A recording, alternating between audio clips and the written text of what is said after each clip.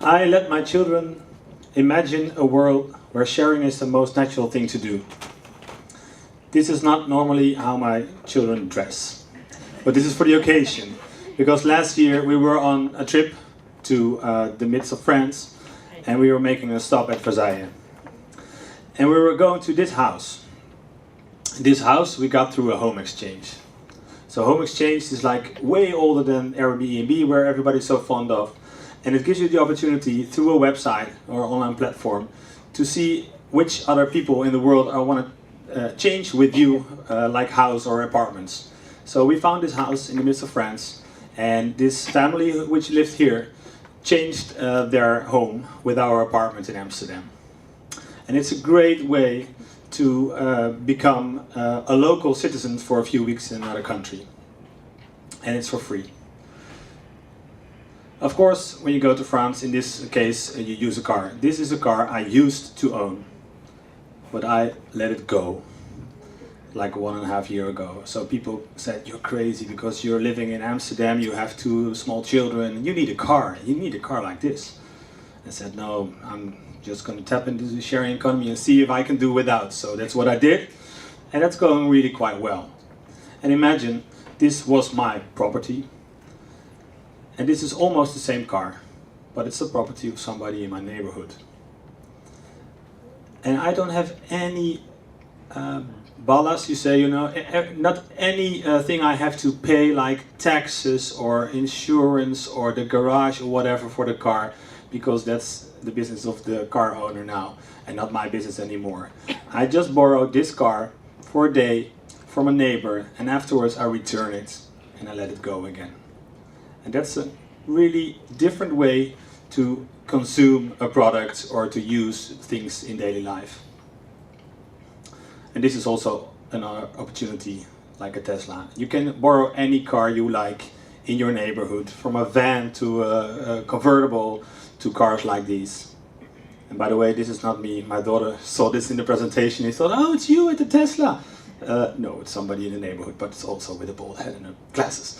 Anyway, this is already happening in Amsterdam. There are different car sharing platforms in Amsterdam, and one of them is already having so many cars in this city which are possible to rent from your neighbor.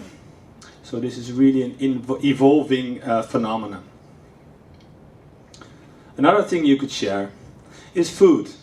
So I have this wonderful bit older woman in the neighborhood, Wilma, and she loves to cook. And she's living alone, and she also likes some social contact in the neighborhood. So what she does, she cooks more meals than only for herself, and she puts it on Thuis Afgehaald, a sharing economy platform for food sharing. And it means that I can see on the website today, okay, Wilma's cooking a really Dutch dish. It's called hutspot. And it's winter time, so I like hutspot. I say, okay, give me 2 meals for my family, and I let that know. She cooks, and at the end of the day, before I go from work to my home, I just drop by Wilma, and for 5-6 euros a meal, I have a really decent, freshly cooked meal from Wilma. And I make a little chat with her, she's happy, I'm happy, and I'm going home with a really nice meal for my family. So that's a great other way to tap into the sharing economy. And imagine how many so-called home cooks are already working. It's not working, but experience this in the sharing economy by cooking a meal for other people. So there's really one in your neighborhood too.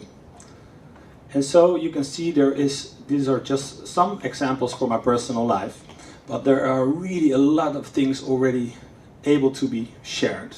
And it's in all kinds of areas. Also like with money and in healthcare. I will give you a lot more examples to let you experience what the sharing economy is all about. So let's do so. And these are all the platforms that are making it happen. At least these are a few of them, because of course there are more. These are the entrepreneurs. Mostly of them are Dutch. Some of them, like Airbnb and Uber, are not Dutch. They're from San Francisco, and they're a lot in the media right now. And these entrepreneurs make it possible for you to have like a whole different way of consuming by sharing. And this, and you probably recognize the 3 letters behind her, is one of the persons it all started with for a lot of people. So if afterwards, after this talk, you might be a bit more interested in the sharing economy, first I would recommend try it yourself, of course, but secondly, look up her TED Talk, because Rachel Botsman already in 2010 wrote a book about it, and it's really inspirational, and she did also some really inspirational TED Talks, so look her up, Rachel Botsman. I will give you a little bit of theory about the sharing economy, because one of the most important things in the sharing economy is that we're going from ownership to access. So you see all these drills here. They say, I don't need a drill, I need a hole in the wall. And that's exactly how it is. If I want to have a hole in the wall because I want to hang up a painting or something, I don't really need to own that drill. And probably for a lot of people here in the audience goes that you don't have a drill yourself, but you can borrow it from a neighbor. You only have to know which neighbor has it and where you can borrow it. And that's of course possible by these apps and websites. So you're going from ownership to access to this drill. Another important thing is the idling capacity. We all know these parking lots, but we also know just the streets here. And you know that there are always cars parked outside.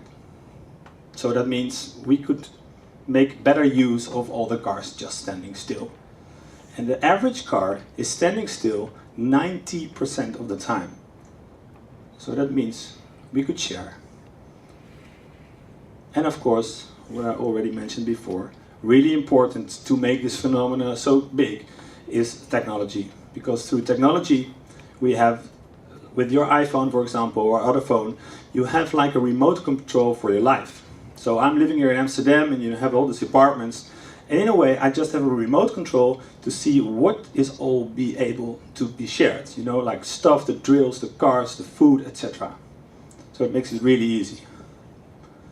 And another important thing, of course, is trust. Because if you don't trust your neighbor, you're not going to lend him your drill or your car even. And of course, there are insurance companies to help a little in this, but of course, it's really important to be able to trust each other. And what also helps in this is, of course, the reviews. You all know the reviews. And if you know that I lent your car and I was a good driver and I gave you back your car in a nice and a good manner, maybe even thanked you with a bottle of wine for it or whatever, yeah, it's all being seen on the website through a review. So that helps, of course, in trust. They even say, that's also a quote of Rachel Botsman, that trust might even be the new currency of the sharing economy. And so we're going really from this old to a new world. You know, you see everybody in his own car or in his own product, me, me, me, me, me. Well, there's a new possibility to share stuff. And just to show you how fast it can go in different industries, we also saw the music industry, the records, we went to CDs, we went to iTunes, and we're now all tapping into Spotify, for example. And we also have access to music instead of owning it. And a lot of users are using it already, and it's growing and it's growing. And the same goes for the telecom industry. I mean, we had SMS, and there comes a little company, a small company from San Francisco, with at the highest peak maybe 50 persons, and they introduced WhatsApp, and they are really a big competitor now, of course, for the big telephone companies. So I just want to show you how fast it can go if there are new startups in a new field, having a service that's really attractive to a big number of users.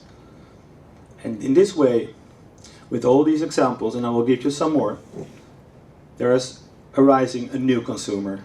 A consumer that is a seller. I mean, Marktplaats, for example, or other stuff. Hotelier with Airbnb, which we're going to tap into later. A teacher. A lender through crowdfunding platforms. An operator of transport even, by different carpooling, ride-sharing apps, or even Uber Pop. And a producer or a manufacturer, for example, through 3D printing.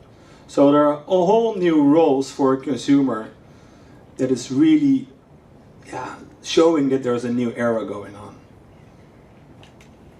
This is a visual of a research we did with ShareNL like last year in Amsterdam, and it shows that 84% of the Amsterdammer, the Amsterdam citizen, is willing to tap into the sharing economy. So that says something, I think. And there are three motives for people to tap into the sharing economy. One is the social one, to help each other out, or to get to know new people in the neighborhood. The second one is the sustainable one. I mean, if I sell my car and I use cars in the neighborhood, that's going to be a smaller footprint of me on the earth. And three is, of course, saving money, or even earning money. And of course, with the financial crisis, this has been an extra push for the sharing economy. In Amsterdam, that's nice just to mention shortly, is that we're moving to a sharing city. So the city also sees that a lot of its citizens are tapping into the sharing economy. And they say, okay, let's see if our rules still fit for this new field and for the new use of products and services within our city. So they're really opening a view, and probably they're going to become a sharing city, as we call it, in a few weeks. This is, of course, one of the poster childs right now from the sharing economy, Airbnb. I think a lot of people here in the audience will know it. It started in 2008 with a great name, if I may say, because the name is from like Air, Bed and Breakfast, and that became Airbnb because a few guys in San Francisco thought, hey, there's a big conference going on in our city, but the hotels are all full or really expensive. So why not buy some airbeds and use our couches in our home, in our student home, and put them on the internet and see if we can make a little money. And that was the start of Airbnb in 2008. And now it's 2014, and they're worth billions of dollars with loads of users all over the world. People are all making it possible for other guests to stay into their houses for a few days or a few weeks. And there are even 600 castles for who's interested. PRB, an Amsterdam initiative about to conquer the world, making it possible to lend each other's drill or any other product you could imagine. You just put it on the website, you say, okay, I need a drill, this is why and why, and it goes scanning in your neighborhood. And if somebody else says, hey, I got this drill, you can borrow it for free because there's no money involved in this PRB initiative. You can borrow it, and a few days later you bring it back. And imagine just a part of Amsterdam where I live, how many people are already using PRB to lend stuff from each other. That's great. And they're now going to 50 cities in the United States to expand also there. Another example, skill sharing. I mean, we're at this school here, so you can, of course, also share skills. Somebody who was really good in Spanish and somebody else who was really good in cooking Thai, for example, put it on the website, learn each other something. Every neighborhood can become a big university. Boat sharing, of course, we're in Amsterdam, we have a lot of canals, we have a lot of boats, so why not go boat sharing? One of the newest initiatives in Amsterdam, there are two, by the way, is about boat sharing. They're there, and like the cars, they're just laying there in the water for most of the time, so why not share them and get a little money out of it? Also a nice Dutch example, park fly rent. Normally, maybe you would go by car to Schiphol, the airport, and put your car there for 2 weeks because you're going on a holiday. Now they say, okay, while you're away on holiday, we try to rent out your car. And you get even money from it. So easy. Energy, also a Dutch initiative. Why use all the big energy companies? Well, we can get it straight from the farmer, from the ones who have this big pole there in the garden, in the yard. And asset sharing, because of course for businesses also there are lots of opportunities to share. They have buildings, they have like big machines, they have cars, they have even personnel you could share. So there's a Dutch sharing initiative that makes it possible between companies also to share. And this is also a way to tap into the sharing economy by a big company. So you have the producer of Mercedes-Benz, which is also the producer of Smart, and a few years ago they said, okay, why not put like 300 smarts, electric smarts in the city of Amsterdam, and you can use them only by opening the car with your phone. You drive through the city, and at the point B where you arrived, you just park the car there, you don't have to bring it back, you just can leave it over there. And that's also a way to make use of this new sharing economy. And the nice thing is, they're everywhere. And you can see it on your iPhone, where in your street is a car to go, and you open it, you drive away, and you let it go again. And it's nice because lately I was in Rome to do a presentation over there, and what you see, they had the same cars over there. And I can also just get into the car over there too, with the same pass or the same phone. That makes it really easy. And this was also in Rome, but this is a bit the old world maybe. But I like 2 other small cars. And another nice example is ride sharing. And this may be also interesting for you, because maybe you're on a tight budget, but you want to conquer the world. So why not go to Paris? I mean, I have to be there in 2 days. I'm this time going by train, so I can work a little. But you can also go through BlaBlaCar. It's a French company, but also active in the Netherlands and in other places in Europe. And it makes it possible to just share the ride, carpool with each other. And you're in Paris for 35 euros. I mean, that's cheap. Maybe something for you to test. And one nice thing about the name, because it's called BlaBlaCar, you can say how many blah blah you want during the ride. So if you're not so talkative, you say, okay, blah. If you like sometimes to talk with the driver, you say, okay, blah blah. And if you're really happy to talk 5 hours during the ride from Amsterdam to Paris, you say, I want blah blah blah. I just want to close this talk with one of my daughters. And just recently, I went with her to a swimming lesson. And you enter this building, and you always smell this really, chlorine smell, you know. So you really smell the swimming pool, of course. So I just asked her, okay, so Nanu, what do you smell? And she said, yeah, I smell my swimming lessons. And I said, wow, that's cool. So she doesn't smell the chlorine, she doesn't smell the swimming pool. No, she smells the experience of swimming. And then I thought, this is so beautiful. This is what I would like to share with you, that if you want to tap into the sharing economy, please, it should be the most normal thing to do in the world. So I gave you a lot of examples. Feel free to share and to test them and experience it, because that was the metaphor I made with what she said about smelling the swimming lessons. It's not that you want a car, no. You want to drive to your friends to have a nice weekend. You don't want a hotel, no, you want to feel home, away from home.